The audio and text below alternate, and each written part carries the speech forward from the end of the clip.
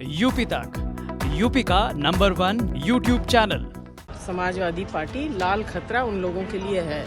इस बार जैसे कलकत्ते में हुआ था खतरा, अभी लाल टोपी का खतरा उनके लिए यूपी में जरूर होगा। छोटा सा 6 महीने का बच्चा था, उसको अन्नप्राशन के लिए मैंने उठाया। तब तक जिस महिला का वो बच्चा था उसके साथ एक लगभग 2.5-3 साल का एक बच्चा और था।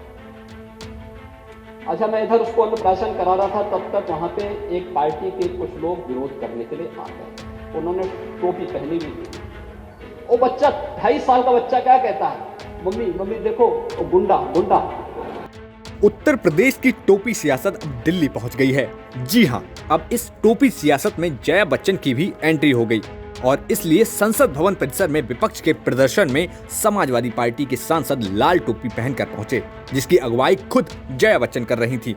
इस प्रदर्शन की सबसे खास बात यह रही कि जया बच्चन ने निलंबित सांसदों को लाल टोपी पहनाई। हालांकि उन्होंने कांग्रेस सांसदों के सिर पर यह टोपी नहीं सजाई। जया बच्चन के अलावा बुधवार को अखिलेश यादव समेत कई नेता लाल टोपी में दिखे थे। दरअसल गोरखपुर में एक चुनावी रैली के दौरान पीएम मोदी ने सपा पर निशाना साधते हुए कहा था कि लाल टोपी का मतलब रेड अलर्ट है, जिसके बाद से ही तमाम विपक्षी पार्टियां प्रधानमंत्री मोदी पर हमलावर हो गए।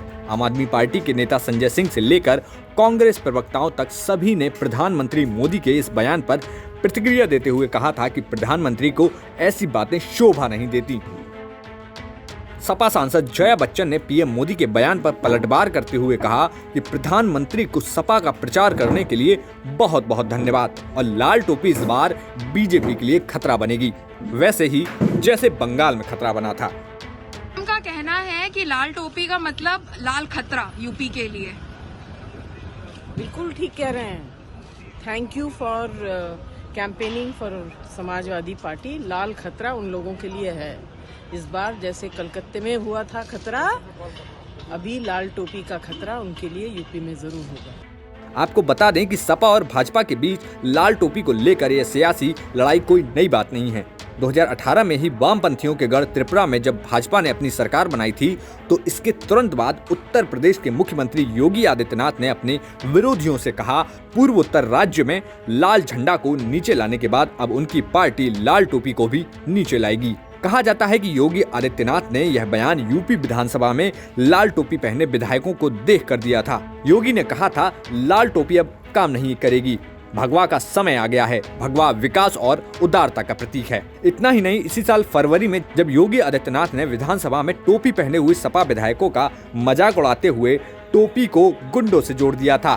तो मैं एक कार्यक्रम में गया था, तो अन्नप्राशन के लिए छोटा सा 6 महीने का बच्चा था, उसको अन्नप्राशन के लिए मैंने उठाया। तब तक जिस महिला का वो बच्चा था उसके साथ एक लगभग 2.5-3 साल का एक बच्चा और था।